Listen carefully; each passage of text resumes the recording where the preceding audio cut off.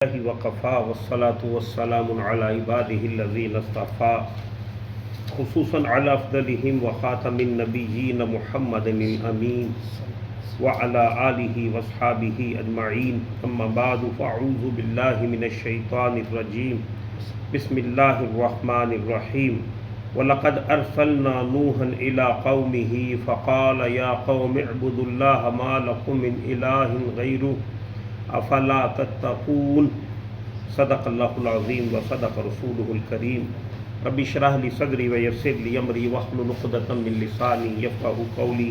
اللہم صلی علی محمد وعلی آل محمد وبارک وسلم۔ سورہ المومنون جو مکی سورہ مبارکہ ہے اس کا ہم سلسلہ وار مطالعہ کر رہے ہیں۔ اس کی ابتدائی 22 آیات اور پہلا رکوع جو ہے وہ اللہ کی توفیق سے ہم نے پڑھا ہے۔ اس کی ابتدائی 10 آیات کے اندر ایک بندہ مومن کا جو نقشہ ہونا چاہیے اس کا تذکرہ اللہ تعالیٰ نے ارشاد فرمایا، پھر اس کے بعد اپنے رزاق ہونے کا تذکرہ بیان فرمایا، پھر انہی آیات کے اندر انسانی زندگی کی حقیقت کو بھی واضح کیا۔ اب یہاں پر حضرت نوح علیہ السلام کا تذکرہ بیان کیا جا رہا ہے۔ اس میں بیان کرنے کی بہت ساری حکمتیں ہیں۔ ایک حکمت تو یہ ہے کہ اصلاً اللہ تعالیٰ کیسے انسان دیکھنا چاہتا ہے اور انسانوں کی کیفیت ہے کیا۔ دوسری یہی کیفیت حضور صلی اللہ علیہ وآلہ وسلم کے ساتھ مکہ المکرمہ کے اندر جو کچھ ہو رہا تھا تو آپ کو تسلی دی گئی کہ یہ کوئی نیا واقعہ نہیں ہے، بلکہ ہمیشہ ہی سے ایسے ہوتا رہا ہے کہ جو بھی کوئی شخص دعوت حق لے کر اللہ سبحانہ و تعالیٰ کی طرف لوگوں کو بلاتا رہا ہے اس کے ساتھ اکثر و بیشتر یہی معاملات پیش آئے ہیں۔ لہٰذا اگر نوح علیہ السلام اور ان کے ساتھیوں کے ساتھ یہی کچھ ہوا، پھر دوسرے انبیاء کے ساتھ بھی یہی کچھ ہوا، تو نبی اگرچہ کہ آپ سید المرسلین ہیں، آپ کی بات بالکل ٹھیک ہے، لیکن ان کی سوچ کے اندر کجی ہے، اور یہ شیطان نے جس طرح پہلے لوگوں کو دھوکہ دیا تھا اسی طرح ان کو بھی دھوکہ دیے ہوئے ہیں۔ لیکن یہ کہ بہرحال اینڈ آف دا ڈے فاتح جو ہیں وہ انبیاء ہی ہوا کرتے ہیں، اللہ تعالیٰ کی طرف سے فتح انہی کو نصیب ہوتی ہے۔ تو یہ 2-3 باتیں ہیں جس کے لیے اللہ تعالیٰ نے یہ واقعہ نقل کیا ہے، اور یہ قرآن کریم کے اندر ان انبیاء کے تذکرے بار بار آئے ہیں۔ اس سے پہلے بھی ہم نے پڑھ لیا ہے۔ حضرت نوح علیہ السلام غالباً عراق ہی کے اندر یہ تشریف فرما ہوئے تھے، اور انہیں آدم ثانی بھی کہا جاتا ہے۔ آدم ثانی سے مراد کہ ہم سارے کے سارے آدم علیہ السلام کی نسل میں سے ہیں۔ پھر ان کی قوم کو کے اوپر جب عذاب آ گیا، اس کا بھی تذکر آئے گا، تو اس کے بعد پھر وہی زندہ لوگ بچے جو ان کی کشتی کے اندر سوار تھے، اور پھر پوری نسل انسانی انہی کی نسل میں سے ہے، اور پہلی قوم انہی کی قوم ہے کہ جس کے اندر یہ شرک یا بت پرستی کا جو رجحان ہے وہ پیدا ہوا۔ ان کے بارے میں مدارج النبوہ کے اندر لکھا ہے ان کی عمر جو ہے وہ 1010 برس تھی، اور بعض کے نزدیک 1000 برس ہے، بعض 950 برس بھی کہتے ہیں، لیکن یہ کہ اس میں احتمال یہ ہے کہ 950 برس آپ نے تبلیغ کی ہے، 40 برس پر کی عمر پر آپ پر جو نبوت جو ہے وہ ظاہر ہوئی، جس میں آپ نے آغاز تبلیغ کیا، اور پھر کشتی طوفان نوح کے بعد بھی جب سارے لوگ وفات پا گئے تو اس کے بعد بھی 10 برس یا 20 برس آپ زندہ رہے ہیں، تو 1000 یا 1010 برس ان کی عمر تھی۔ اللہ تعالیٰ فرماتے ہیں وَلَقَدْ أَرْسَلْنَا نُوحًا إِلَىٰ قَوْمِهِ، اور یقیناً ہم نے بھیجا نوح علیہ السلام کو ان کی قوم کی طرف۔ فَقَالَ، تو پس انہوں نے کہا، یا قومی، اے میری قوم کے لوگو، اعبدوا اللہ، اللہ تعالیٰ کی بندگی اختیار کرو۔ نوح علیہ السلام نے انہیں محبت کے ساتھ پکارا ہے، یا قومی کا، ہے میری قوم کے لوگ، اس کے اندر ایک محبت کا انداز چھلکتا ہے۔ ما لکم من الہ غیرہ، اور دیکھو جس اللہ کی طرف میں تمہیں بلا رہا ہوں اس کے سوا تمہارا کوئی معبود نہیں ہے، معبود حقیقی وہی ہے۔ افلا تتقون، تو پس کیا تم ڈرتے نہیں ہو، یا یہ کہ اس کی ناراضگی سے نہیں ڈرتے کہ جس نے تمہارے لیے ساری کی ساری کائنات کو وضع کیا ہے وہ تم سے ناراض بھی ہو سکتا ہے۔ اس کے سامنے اگر تم اپنے آپ کو دیکھو تو تمہاری کیا قوت ہے۔ ایک وقت تھا کہ تمہاری حیثیت ایک قطرے کی سی تھی، پھر ذرا سے جب تم دنیا کے اندر باہر آئے تو کھڑے بھی نہیں ہو سکتے تھے، کتنی دیر تمہاری یہ کیفیت رہی کہ ماں باپ ہی کے اوپر تم سارے کے سارے ڈیپینڈنٹ تھے، اور اب بھی کتنے معاملات میں تم مجبور محض ہو، اور تم جانتے ہو کہ ایک خالق کائنات ہے جو تمہاری زندگیوں کو چلا رہا ہے، اس سے ناراض کرنے سے تمہیں خوف پیدا نہیں ہوتا کہ وہ کتنا قوی ہے، وہ کتنا مہربان ہے، وہ کتنا کرم کرنے والا ہے؟ تم اس کی ناراضگی کو مول لے رہے ہو، تمہیں ڈر نہیں آتا اس کی ناراضگی سے؟ تم خوف زدہ نہیں ہوتے کہ اسے کیوں ناراض کرتے ہو؟ اب یہ بات جو ہے پوری قوم سے خطاب کیا ہے جناب نوح علیہ السلام نے، لیکن قرآن کریم کے اندر اس کے علاوہ بھی مختلف جگہوں پر بات بیان کی گئی ہے کہ خطاب تو عمومی ہے، سب لوگوں کے ساتھ ہے، لیکن جواب قوم کے سردار دیتے ہیں۔ کیوں؟ قوم کے سردار وہ لوگ ہوا کرتے ہیں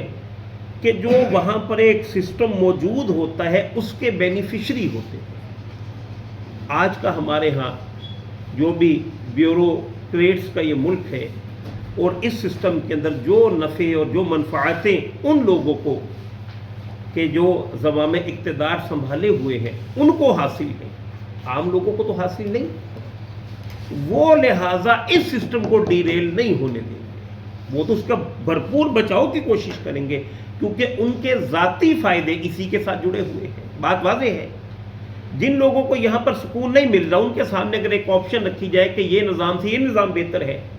اب جس کے یہاں بل کی ادائیگی جس سے نہیں ہو رہی، کھانے پینے کی چیزیں میسر نہیں ہیں، وہ بھاگے گا اس بات کی طرف۔ لیکن جو لوگ اس سسٹم سے فائدہ اٹھا رہے ہوں، جن کے عیش ہوں اس سسٹم سے،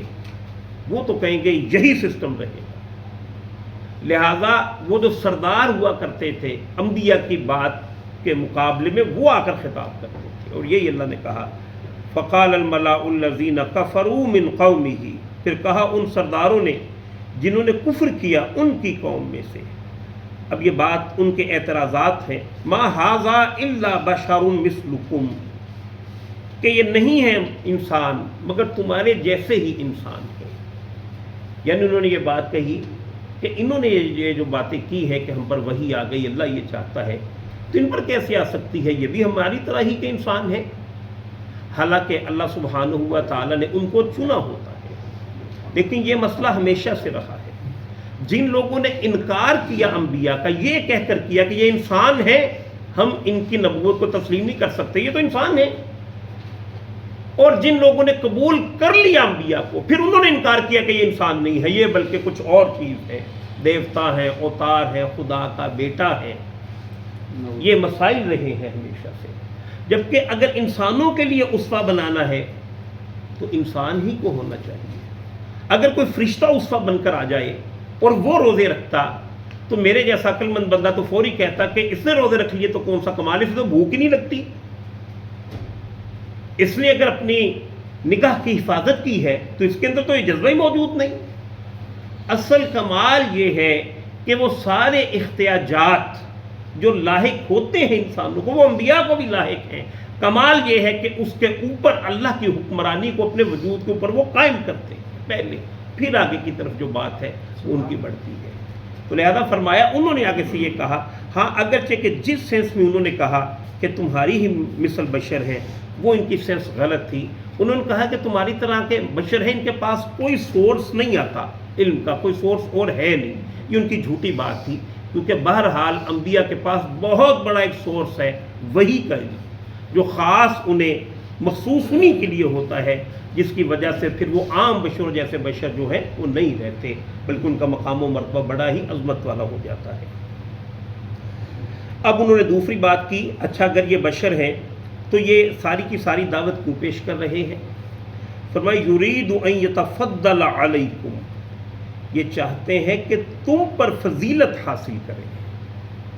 تمہارے اوپر چوہدری بن جائے، تمہارے اوپر حکمران بن جائے۔ حالانکہ نبی کی دعوت کے اندر یہ بات کہنا کبھی بھی نہیں ہوتا کہ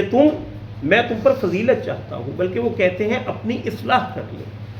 حضور صلی اللہ علیہ وآلہ وسلم نے کتنی ہی بستیاں ایسی تھیں کہ جب آپ کے دور مبارک اور بعد میں آپ کے صحابہ کے دور کے اندر جب فتح ہوئی تو جو وہاں کے گورنر تھے انہی کو گورنر رہنے دیا،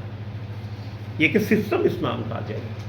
لیکن انہوں نے کہا کہ یہ صرف اپنی چودراہٹ چاہتے ہیں، اس وجہ سے یہ آپ لوگوں کو اس طرف بات کی طرف بلا رہے ہیں، ورنہ بات کوئی نہیں۔ ولو شاء اللہ لانزل ملائکۃ، اور اگر اللہ چاہتا تو ضرور نازل کر دیتا کسی فرشتے کو،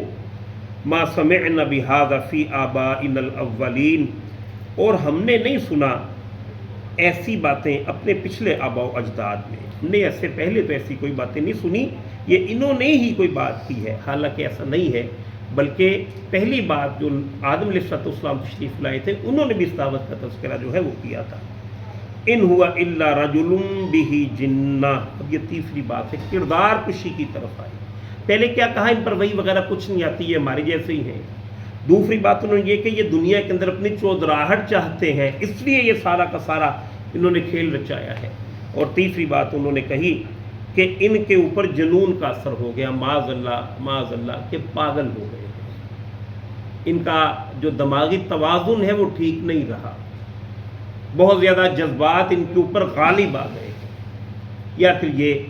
کہ ان کے اوپر کسی جن کا آسیب کا سایہ ہو گیا ہے، وہ انہیں ڈکٹیشن دے رہا ہے اور اسی کے تحت یہ اب اس دعوت کی طرف بلا رہے ہیں۔ فتربصوا، تو پس انتظار کرو، فتربصوا بھی، ان کے بارے میں انتظار کرو، حتیٰ حین، ایک وقت تک۔ اب یہ انہوں نے اپنی بات کو ڈسکرائب کر دیا، پورا کر دیا کہ ان کے اندر یہ مسائل ہیں، یہ اپنی اقتدار چاہتے ہیں، یہ دنیا کے ان کے دماغ کا توازن جو ہے وہ خراب ہو گیا ہے، لہذا ذرا انتظار کرو۔ فتربصوا کے اندر انتظار کا معنی نفرت کے ساتھ ہے، ذرا رکو، ذرا ٹھہرو، ذرا ابھی پتہ چل جائے گا، یعنی کہا کہ اب ان کی دعوت کو قبول نہ کرو، کچھ عرصہ ٹھہر جاؤ، تم پر ہم جو باتیں کہہ رہے ہیں وہ واضح ہو جائے گی۔ لہذا اس کے بعد پھر آگے سے نوح علیہ السلام کی گفتگو کا آغاز ہوتا ہے، پھر دوبارہ آیت نمبر 26 سے انشاءاللہ العزیز کل دوبارہ پڑھیں گے۔ وآخر دعوانا ان الحمد للہ رب العالمین۔